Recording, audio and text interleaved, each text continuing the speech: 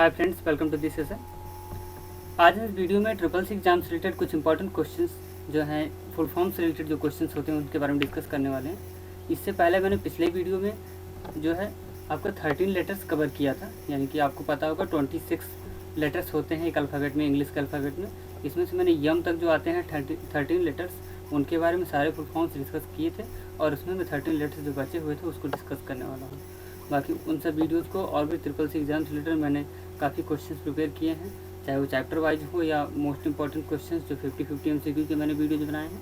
इन सब वीडियोज़ को आप हमारे चैनल की प्लेलिस्ट में जाकर के पा सकते हैं। हमारा जो चैनल है वो है माई पैशन टेक्नोलॉजी। यहाँ पे आप देख सकते हैं, ये हमारा चैनल है माई पैशन टेक्नोलॉजी। यहाँ आप प्लेलिस्ट में जाकर के और भी वीडियोज़ पा सकते हैं। तो चलिए आज का वीडियो स्टार्ट करते हैं। आज हम जो लेटर सबसे पहले पढ़ने वाले हैं वो है लेटर एन। एन से जो फुल फॉर्म्स है उनमें से है NFS यानी कि नेटवर्क फाइल सिस्टम। उसके बाद है NIC नेटवर्क इंटरफेस कार्ड, ये कंप्यूटर से रिलेटेड है।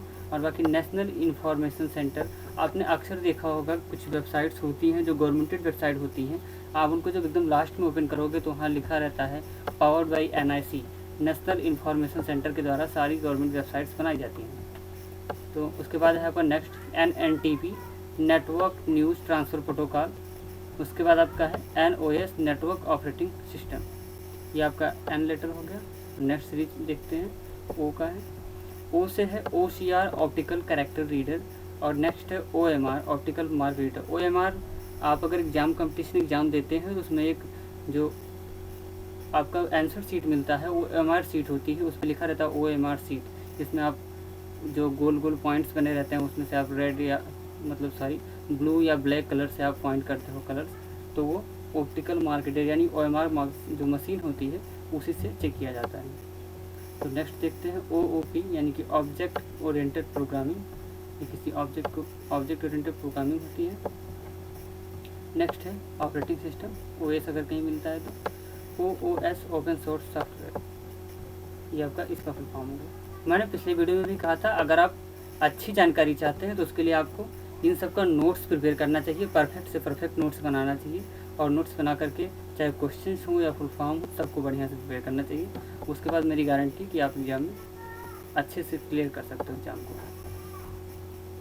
नेक्स्ट है आपका P सीरीज से रिलेटेड जो है वो है P2P यानी कि पीयर टू पीयर। नेक्स्ट है पैन यानी कि पर्सनल एरिया नेटवर्क। और अगर पैन का एक नेट और होता है जो आप पैन कार्ड बनवाते हो तो उसका होता है परमानेंट अकाउंट नंबर। अगर ऐसा भी कहीं आता है तो अगर आपको पर्सनल एरिया नेटवर्क नहीं मिलता तो वहाँ पे आप परमानेंट अकाउंट नंबर भी कर सकते हो। पीसी का मतलब होता है पर्सनल एरिया नेटवर्क, या पर्सनल कंप्यूटर भी आपको कभी कभी मिल सकता है पीसी का मतलब। नेक्स्ट है PCI यानी कि पेरीफेरल कंपोनेंट इंटरकनेक्ट। उसके बाद है PDA पर्सनल डिजिटल असिस्टेंट। ये क्या होता है, एक प्रकार का आपके लैपटॉप या टैबलेट की तरह होता है, जैसे फ़ोन या टैबलेट होता है उसी की तरह होता है। ये लोग रखते हैं डिजिटली अपने कॉन्टैक्ट वगैरह को, मेल वगैरह को सेव करके रखने के लिए। तो ये आपका जो है पर्सनल डिजिटल असिस्टेंट होता है। PD के बारे में आप अगर पढ़ेंगे तो आपको यही सब मिलेगा। एक प्रकार का छोटा सा फ़ोन की टाइप होता है और इसमें आप रखते हो, कॉन्टैक्ट वगैरह को सेव किया जाता है। उसके बाद है आपका PDF पोर्टेबल डॉक्यूमेंट फॉर्मेट। आपका कोई भी डॉक्यूमेंट है उसका सबका अलग अलग फॉर्मेट होता है, किसी का JPG होता है, किसी का XML होता है, HTML होता है, DOC होता है, उसी तरह PDF होता है। लेकिन PDF सबसे पोर्टेबल फॉर्मेट होता है, इसको यूज़ करना काफ़ी सिंपल होता है, इसको आप सही तरीके से यूज़ कर सकते हो। इसके बाद नेक्स्ट है PPI यानी कि पिक्सल पर इंच। PPI का जो पूरा नाम होता है वो होता है पिक्सल पर इंच। इसके बाद नेक्स्ट है PPP यानी कि पॉइंट टू पॉइंट प्रोटोकॉल। इन सब को आपको ध्यान से रखना है। इसके बाद है PROM यानी कि प्रोग्रामेबल रीड ऑनली मेमोरी। ये सब रोम की टाइप होते हैं, PROM, EPROM, ये सब मैंने ऑलरेडी आपको बता रखा है। एक होता है EEPROM यानी EPROM का मतलब होता है erasable programmable read only memory, और यहाँ पे जो PROM है इसका मतलब है programmable read only memory. Next है QoS quality of service. QoS का मतलब होता है क्वालिटी ऑफ सर्विस। इसके बाद है R से रिलेटेड है रैंडम एक्सेस मेमोरी यानी कि रैम तो आपको पता ही होगा, रैम का पूरा नाम होता है रैंडम एक्सेस मेमोरी। नेक्स्ट है RDBMS का मतलब होता है रिलेशनल डाटाबेस मैनेजमेंट सिस्टम।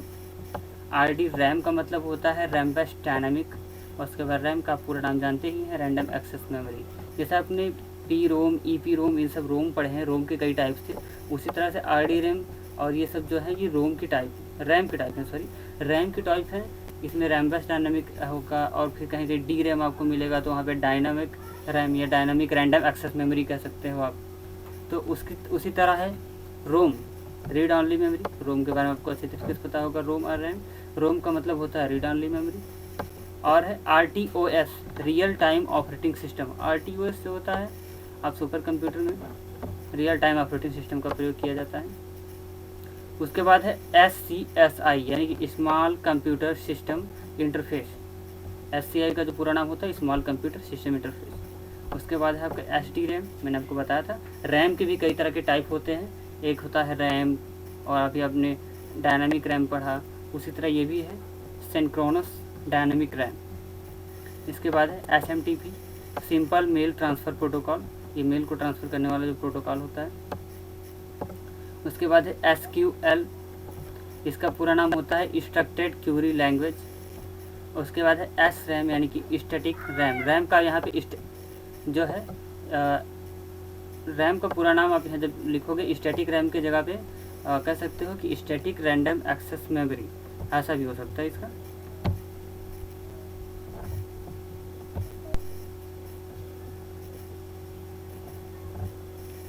इसके बाद आपका है SRAM, मैंने बताया आपको। अगर यस है तो यहाँ स्टैटिक आपको याद रखना है, बाकी रैम का आपको पता ही है, रैंडम एक्सेस मेमोरी। उसके बाद नेक्स्ट देखते हैं T सीरीज़ में। T में है TCP, यानी कि ट्रांसमिशन कंट्रोल प्रोटोकॉल, और है TFT, थिन फिल्म ट्रांजिस्टर। ये TFT जो होता है एक प्रकार का मॉनिटर ही होता है, इसमें जो अच्छी पिक्चर्स होती हैं, 3D पिक्चर्स देखने के लिए थिन फिल्म ट्रांजिस्टर वाले जो मॉनिटर होते हैं उनका प्रयोग किया जाता है।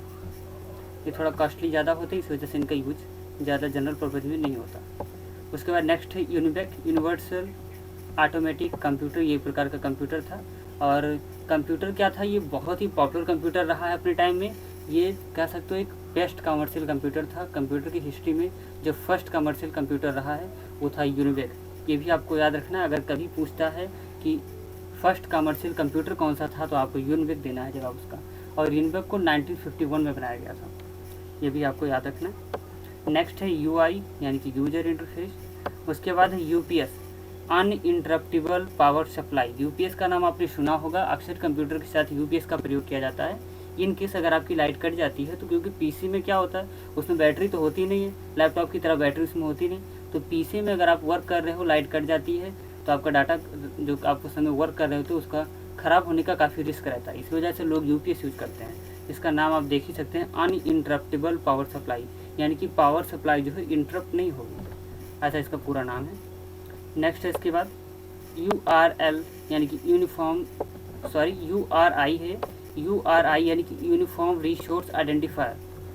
हमने सोचा URL का मतलब होता है यूनिफॉर्म रिसोर्स लोकेटर, मैंने आपको ये भी बता रखा है। यहाँ पे URL है यूनिफॉर्म रिसोर्स लोकेटर। इसके बाद नेक्स्ट है USB, यूनिफॉर्म सीरियल बस। USB पोर्ट आपके जो लैपटॉप्स होते हैं उसमें साइड में USB पोर्ट होता है जिसमें आप पेन ड्राइव वगैरह लगाते हो। नेक्स्ट है VAR, यानी कि वेरिएबल, इसका पूरा नाम है। और VB का नाम है, यहाँ वैन वाला B है और बॉल जो B होते हैं दोनों B हैं। इसका मतलब होता है विजुअल बेसिक, क्यों बेसिक, विजुअल बेसिक, ये सब चीज़ें होती हैं। VBA, यानी कि visual basic for applications. And VDU, यानी कि विजुअल डिस्प्ले यूनिट।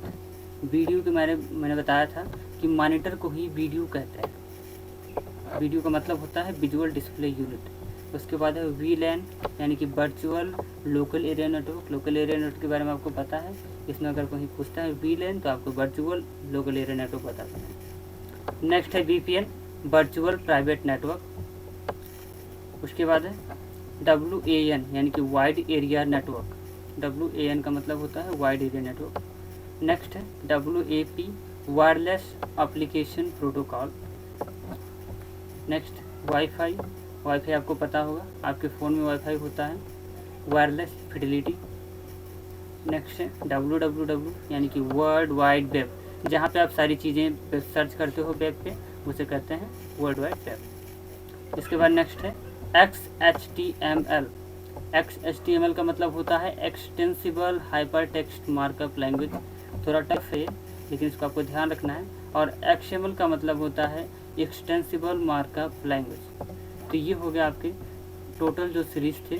Y और Z से मुझे कोई इंपॉर्टेंट फुल फॉर्म मिला नहीं, लेकिन अगर मिलेगा तो मैं आगे क्वेश्चंस में उसको ऐड कर दूंगा और आपके लिए वो भी यूज में आ जाएगा। लेकिन बाकी और भी जो सारे अल्फ़ाबेट्स थे वो मैंने अच्छे तरीके से काफ़ी इंपॉर्टेंट छाट करके क्लियर किए हैं। बाकी इन सबको आप नोट्स बनाइए और अच्छे से तैयारी कीजिए। बाकी इस वीडियो में इतना ही, फिर मिलते हैं नेक्स्ट वीडियो।